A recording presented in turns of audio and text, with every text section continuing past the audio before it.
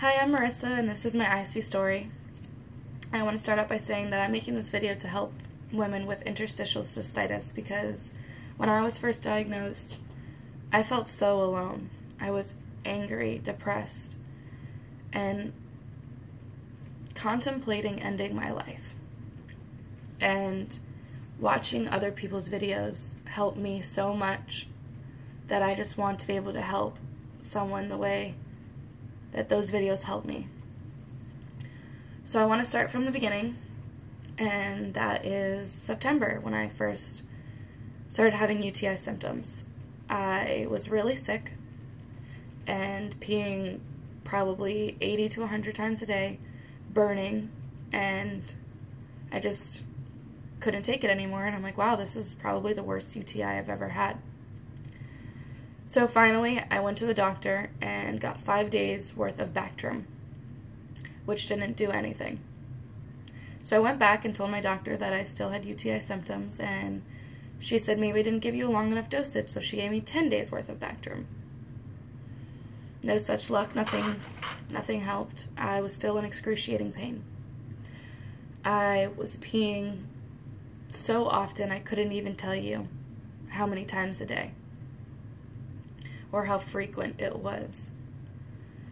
I tried to sleep with an ice pack on my bladder because I was in so much pain I didn't know what else to do. I always slept on my stomach, and after getting the UTI symptoms, I discovered that I couldn't do that anymore, that any slight pressure on my bladder hurt. So I went to a different doctor and started telling them all about it, and they said, wow, you probably have one of the worst UTIs I've seen. And she gave me 10 days worth of Cipro, and then asked if I was having back pain, and I said yes. She asked me to point out where, and I told her, and she said, you most likely have a kidney infection. So then she tested for that, and I did. So she gave me antibiotics for a kidney infection as well. And of course, I didn't get any better and had to go to a urologist because after 3 weeks, I couldn't take it anymore. So I went to the urologist, and she had asked me what I was doing for the UTIs, and I told her I was drinking a bunch of cranberry. She looked at me and said, stop doing that. And I said, okay, why? And she goes, I'm not convinced you have a UTI. And right away I knew exactly what she meant because I had Googled what it meant to have an ongoing UTI, and the only thing that popped up was interstitial cystitis, painful bladder disease, which doesn't even really explain the level of pain that this disease causes. So I started crying on my way home, and I was just praying to God that that's not what I had. I would rather have anything than that, because the pain that I was in, I couldn't imagine experiencing for the rest of my life. So I had to wait for an appointment for the cystoscopy, and I had to wait a month. So I didn't know what to do in that period of time because I was so depressed and I was in so much pain that I couldn't function. I work in a bar. My father owns a bar, and I've been bartending for 3 years. So luckily, work was easy for me because if I didn't feel good, I just told him I wasn't coming in. I made my schedule, and I could use the bathroom as frequently as needed because there was no one to tell me I couldn't. And if it wasn't for the fact I worked for him, I probably wouldn't be working because there was no way I could. I actually got so bad that I would pull my own hair out. I didn't sleep. I peed 100 times a day, and there just seemed to be no light at the end of the tunnel.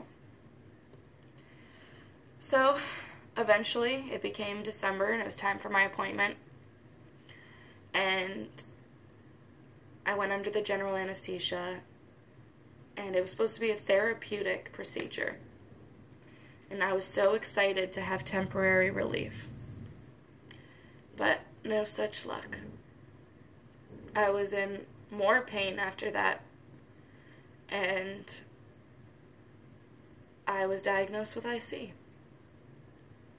And I didn't really know what to do, because I wanted to kill myself before I even knew what it was, just to end the pain because I couldn't take it anymore. So my mother decided that she was going to cure me. That's all she kept saying, that I'm going to make you better, I'm going to make you better. And when she kept saying that, I just kept getting more and more angry, because incurable just kept popping up in my head. There is no better.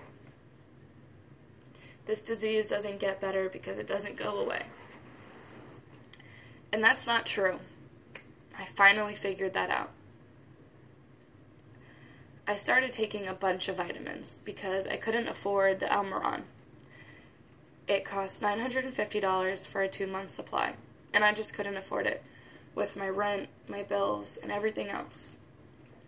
So I started taking aloe vera capsules, and I mixed that with chamomile, marshmallow. I had that backwards. But I started taking a bunch of vitamins. And my urologist actually told me that none of those would help me, and I needed Almiron. It was the only thing that would work. But I told him I couldn't afford it, so he told me to call the company that manufactures it, which is Johnson & Johnson. And I did. And after about a month, I got the medication that I need at an extremely cheap price because I couldn't afford it. But before the Almiron came in, my doctor told me glucosamine is the only scientifically proven thing that can help bladder lining. So I bought glucosamine, and now I feel better than I ever have. Well, I'm not going to say that, because before I felt amazing. This is the best I've ever felt in the past September, October, November, December, whatever, 7 months. I still pee 30 times a day, and I can't fall asleep on my stomach, and I can't drink or eat anything that I really enjoy, but I feel better. So I just want to say, take vitamins. Follow the diet, because the diet worked for me. I'm 3 months sober. Not that I had an alcohol problem, but I haven't had a drink in 3 months, and it's not a problem. I'm surrounded by it every day. I work in a bar, but knowing that drinking will make me sick, I don't even want to. I don't even want to risk it. So I don't drink. It's simple as that. I stopped eating everything I enjoyed, so I cut out spices, and I loved Mexican food. That was probably my favorite. Anything that had heat, I enjoyed. So I immediately cut that out, and then I started realizing how hard it was to eat, because I couldn't have anything citric, anything acid, anything spicy, anything processed. But I've done it. I haven't had anything that is not IC friendly since I got diagnosed. I don't drink wine, I don't have beer, I don't eat McDonald's or go out to dinner.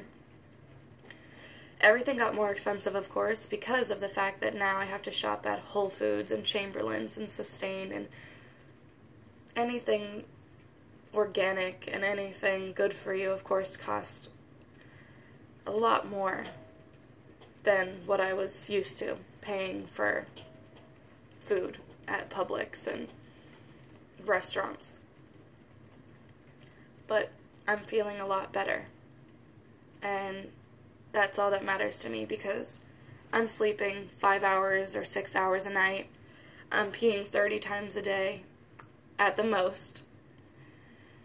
The hardest thing, though, is sex. It hurts.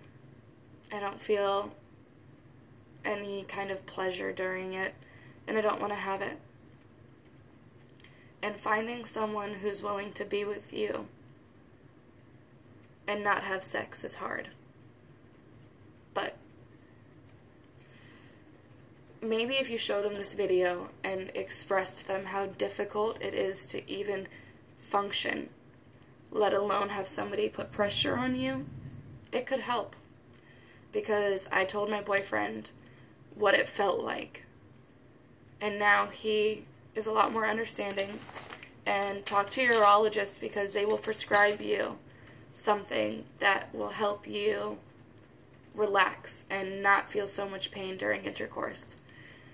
And it worked for me. I mean, of course, I'm loopy during the whole thing and hours after, but I don't feel the pain, so it's worth it. I just recommend taking vitamins, following the IC diet, getting an IC cookbook, and just really trying to stay positive. Because the more positive you are, the better you'll feel. And I'm just so happy that I don't pee 100 times a day anymore, and I don't have to try and sleep with an ice pack. It does get better. This disease does get better. And if you have any questions, please let me know. I can give you brands, names, and everything else that you could possibly need. I'm actually currently writing my own IC cookbook, and I can't wait to hopefully get it published if someone's willing to do that. And if not, I'm just gonna post it online, and hopefully you guys will be able to find the link. And the food that I've been making is really actually not bad. And I'm enjoying it, which is surprising because, like I said, I loved flavor. I loved cooking with wine. I loved tomato. I'm Italian. I love ziti. I love all of those amazing pasta dishes that were taken for me. But I can give you names and brands of things that are nitrate-free, things that are tomato-based free. So if you have any questions, just message me, and I will do my very best to help you. And I hope this video does something for you. And if it doesn't, it did something for me. So I just feel better being able to talk about it. So maybe you should try it for yourself. Make a video, express how you feel, see if anyone can relate, because I'm sure anyone with interstitial cystitis will relate to this. And they will appreciate you talking about it and making them feel less lonely. Because that's what these videos did for me.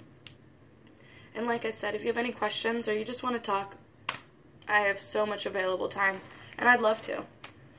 So, that's it. Thank you guys for listening.